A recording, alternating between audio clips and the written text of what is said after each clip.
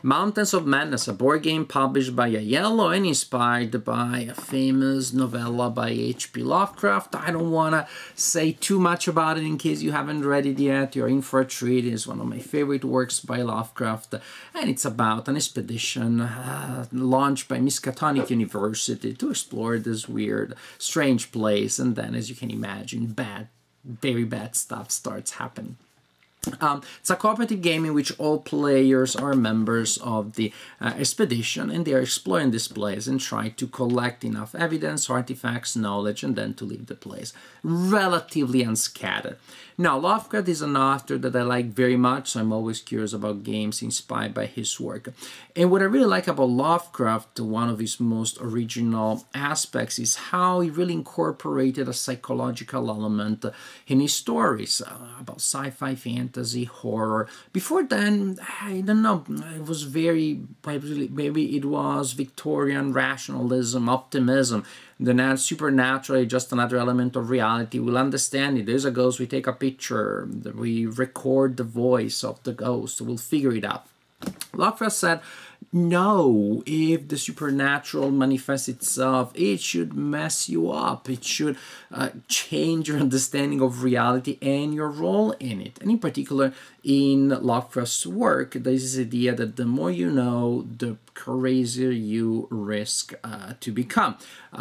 Because in Lovecraft's works, the universe doesn't owe us anything. Our mind and the universe are not connected in a way that our mind can understand the universe and feel so proud about itself, and we feel so powerful because we understand everything. The universe is not theirs. It looks like it hasn't been made for us, and therefore, the more we know it, the more we realize how useless, pointless, unnecessary we are. And this is the idea that the more you really understand what's going on in the universe, the more you peer past the curtain of self-delusions and pride that we create to protect ourselves, the worse things become for our mind. So madness is an important element in Lovecraft, and it should be an important element in design based on Lovecraft. There's a little bit of a long introduction, but it's important to understand why Mountains of Madness is such an original game. Because other games have incorporated the madness element in fairly abstract ways, usually numerical ways. My character has 9 sanity points. Certain events will give me madness points or will get me to lose sanity points. When I get to 0, then I lose the game or whatever other thing happens. It's usually just a simple numerical thing. Mountains of Madness approach the madness element in a completely different way, much more subtle, much more sophisticated, and one that really, wow, very original, and I was absolutely impressed. So without further ado, let's take a closer look at Mountains of Madness and see how the game works. The game is played on this board here, on which you will place these tiles that will represent different challenges. You have different sets of tiles from different areas, and there are more tiles than you see here. That means you won't use every tile in every game, which will bring variety to gameplay. You have this delightful little miniature here representing the position of your miniature, of your group, of your expedition in the setting. And each turn, a player will be the leader. The leader will get to make several important decisions, such as when to use these leadership tokens, which are very valuable resources. So much so that if the players run out of them and because they have all been removed from the game because of certain game effects, well, the party loses the game. So that's one of the ways that you lose the game. You're being too liberal in your expenditure of leadership tokens. Now, at the beginning of each turn, the leader, with suggestions from the other players, will decide where to go next. You start from the coast, and you cannot stay in the same space in which you were the previous turn. Again, everybody should agree together, but if there is any disagreement, ultimately the leader decides. When you move on a space, you reveal the tile that is there. Now, and I will tell you the challenge, the type of challenge that the players will need to face will need to face, and it's indicated here at the bottom. For example, here we have two challenges, one based on lore and one based on crates, and the title also tell you the reward that you have. If later you get in a space that had been vacated in a previous turn, as you can see, you still had to face a challenge. In this case, we have tools and guns, but you do not get a reward, so that's kind of annoying.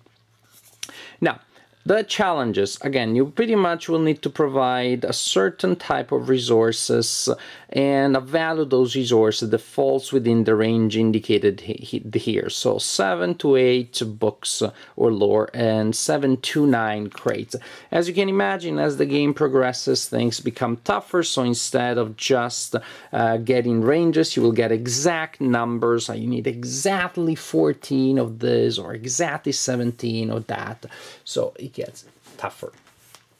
How do players face the challenge? Each player will have a hand of cards such as this one that indicates a certain resource. Again, lore, crates, tools, guns, etc., etc., and a value.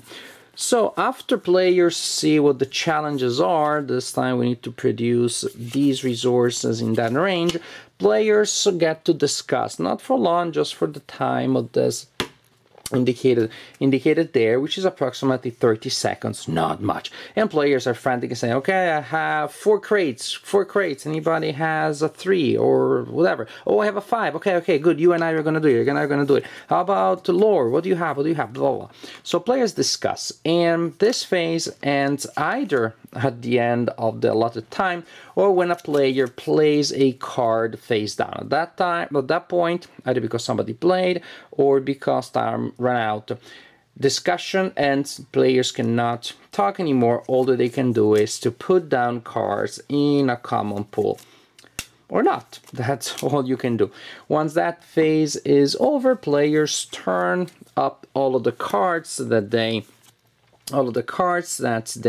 place, and they see if they pass the challenges. In this case here, for example, yay, we passed this challenge, hooray, but we failed this other one because we only have 5. If you passed at least a challenge, you get the reward indicated here. If you failed both challenges, no reward. If you failed at least a challenge, you get a penalty. So the advantage, of course, in passing all challenges is that you get no penalties on top of receiving the reward. The rewards, you take them from this deck here and you get the reward indicated here. For example, here we get the reward called Specimen A. But the problem is that, and basically this is assigned to a player that will take it. And the problem is that these rewards, in pure Lovecraftian spirit, the more you find out about reality, the worse off you are. The more your mind starts going because reality, as we know it, is not meant for our minds to understand it, and our minds go kaboom. So basically, when you get these rewards, which you need to win the game, you're in the process to collect this knowledge, collect these artifacts. When you get it, you also start going crazy. So what happens, you can see you get limitations. For example, when I'm the leader, I cannot use leadership tokens during the draw phase. When I'm the leader during the resolution phase, I must discard the lowest tool cards before tooling them. That is a horrible one. This discards one, because you have to take into account when you're discussing already under a lot of restrictions, you have to discuss, wait a second, we need to put the lowest one because we know they will be discarded, etc., etc., etc. If you need to take a penalty, for each penalty that you take, you can choose to draw a menace card or to roll the penalty die, which will give you bad stuff, such as injury cards. For example, injury cards are up there. They're all the same. They don't do anything. They simply get in the discard pile, then will get into the player's hand, and they don't do anything. So they simply worsen, they weaken, and dilute the power of your hand.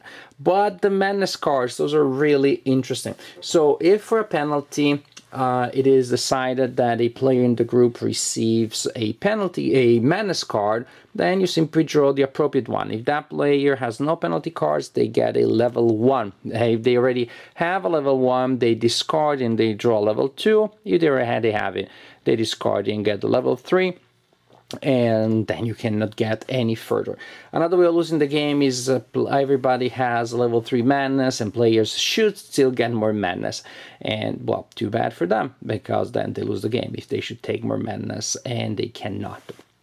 There's also a variant, very challenging. When you get a new madness, instead of discarding lower level, you keep it and you apply the effect of all of the madness that you have. What are these madnesses? All sort of things that you need to take into account.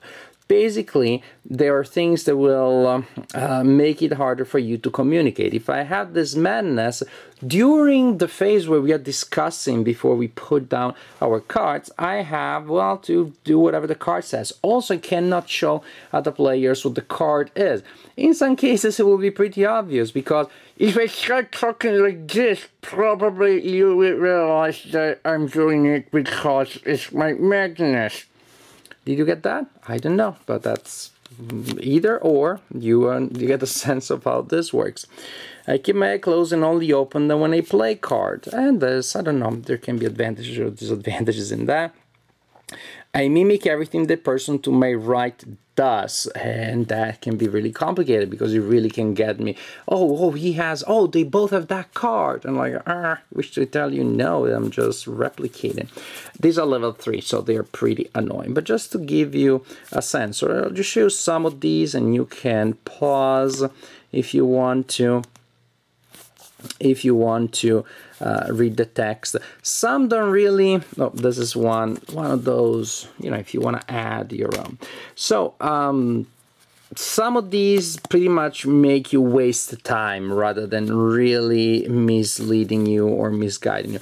But they're all problematic. Some are really minor, to the point of like, wait a second, that one is minor, that's not giving new madness to that person, so that the person doesn't have to replace it with one that could be worse. So after a while, communication becomes really weird. The chances of miscommunicating increase dramatically. This is really the heart of the game, the discussion. It's like Battlestar Galactica without the Cylon, because everybody is causing problems, not just the Cylon. Another interesting thing is that the game really portrays madness at several levels. The components themselves portray that. Why and how? As you get to higher level, the cards, the icons, become harder to read. For example, you may have noticed that on the cards, the symbols for the resources are linked to colors, and that makes it very easy, at least for the non-colorblind. Guns are green, and oh, well, look at that. Of course, guns are green on the challenge too. When it gets to higher levels, the colors on the cards don't match necessarily the colors on the tiles. And there were times where I was looking at this and I just kept thinking about guns. Although, my eyes were seeing this, my brain said, oh, green, oh, is this thing. This resource, oh, is this resource here. Right there gets really interesting. It's an interesting challenge. When you get to the edge of madness, things become even harder to read and to understand, on top of, again, having more difficult ranges. But if you don't meet one of the conditions that will cause you to lose the game, then you get to the edge of madness, and then you escape, and again, then you have very tough challenges. Color coding or communication doesn't work anymore. Everybody has all sorts of weird madnesses that they have to worry about. So basically, you win the game if you manage to escape without meeting any of the victory conditions. Also, there are game effects that will give you injury cards, as I said, and you need to escape, and also at that point when you escape, to have at least as many relics, rewards, or more rewards in your group than your group has injury cards. So you also need to have gained enough knowledge without having lost too much blood. You're able to do so, you win the game. You meet one of many other circumstances that are not as good in the game, and then the group as a team loses the game. I like this game a lot. I like it on several levels. I like it as somebody who enjoys this sort of like light party games, which are about communication and communicating creatively. Last week we played the Crypto. Also, we played again this week because everybody loves that game too. Months of Madness is in that category. The rules, yeah, there is more meat there than in a lot of other games or communication, say Codenames, for example, but it remains fairly approachable. It's merely more than a party game, but it has that festive atmosphere as people start doing really weird stuff. Somebody starts sitting on the ground, somebody starts moving around, somebody starts speaking in a weird way or not talking at all, and we have to figure out, oh, there's probably a condition he or she won't be able to talk until something happens. People start saying really weird stuff, and then there are the most dangerous of them all, those that look fine. And you know they aren't, because they have a level 2 madness, so you're trying to figure out what is going on. It really gives you that nice sense of paranoia that fits the theme. And to me, this is what this game achieves and does very well. If you're a fan of Lovecraft, you see this as possibly the most accurate, inventive, and satisfying way in any game that I know of portraying Lovecraft's world. Because it really gets the sense that madness is not just in the numbers in the design, but is something that emanates from the design and really affects the players. You get to be affected by madness in a way that you aren't when you get a madness token or you discard a sanity token or whatever else. So as somebody who loves Lovecraft, I just see an immersion in Lovecraft's world that to me is almost like role-playing games, almost live-action role-playing game, actually. With the fact that the components make me doubt about my senses, made me double-check, did I really see what I thought I saw? It's fun when you have a player aid with the various special abilities that you have, or you can use leadership tokens, and when there is an effect that blocks those abilities, you have a token that you place to cover it. But basically what that token shows is some garbled language. So it could just be a token with a cross on it saying you can't use this ability. But actually you have this player aid which you can usually read, but there's a line that you can't read anymore. It looks like garbled, and it really looks like your own mind as the player has become unable to read it. Really fun ideas. As somebody who likes Lovecraft, such as myself, Lovecraft, I think will be very pleased by this completely new take, by this attempt of reproducing the conditions of madness, confusion, paranoia, miscommunication in the minds of the player themselves. And at the same time, I played it with people that have never read Lovecraft, and they enjoyed it as just, again, this crazy, fun, almost festive game. It's funny, it's strange, or it can be extremely funny, hilarious, and yet so truly, so purely, so intensive Lovecraftian. So it's it's the only Lovecraftian game that I know that I could use as a sort of light party game. Again, a little more advanced than Codenames or other games of this kind, but not anything more complicated. Nothing that makes it more complicated than a true gateway game, because the heart of the game is just try to communicate with these restrictions that get worse and worse.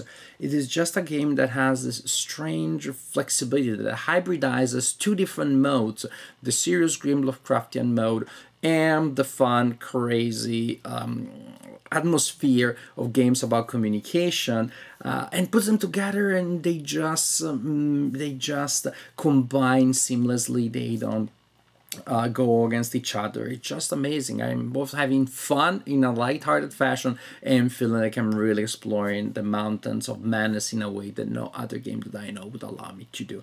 Really impressive. So it's a really good design. I like pretty much everything about it. Everybody else liked it too.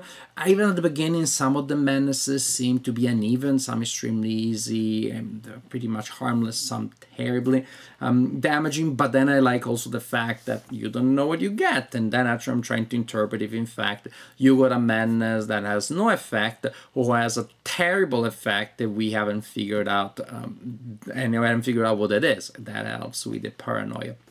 The game,